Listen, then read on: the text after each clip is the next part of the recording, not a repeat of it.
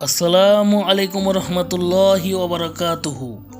আজকে আমরা শুনব হারানো বস্তু পেলে কি করতে হবে এই সম্পর্কিত হাদিস। হজরত জায়েদ ইবনে খালেদুল জুহানি রাদিয়াল্লাহু তাআলা হতে বর্ণিত, তিনি বলেন, এক ব্যক্তি রাসূলুল্লাহ সাল্লাল্লাহু আলাইহি সাল্লামকে হারানো বস্তু সম্পর্কে প্রশ্ন করলেন, তা পাওয়ার পর কি করা হবে?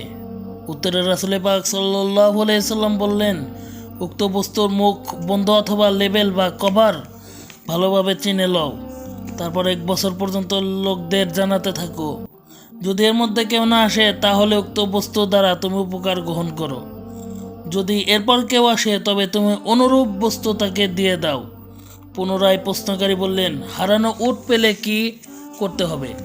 তা শুনে রাসূল পাক সাল্লাল্লাহু আলাইহি সাল্লাম খুব রাগান্বিত হলেন, এমনকি তার চেহারা মোবারক লাল বর্ণের হয়ে গেল এবং রাগ হয়ে তিনি বললেন, উটের প্রতি তোমার খেয়াল কেন?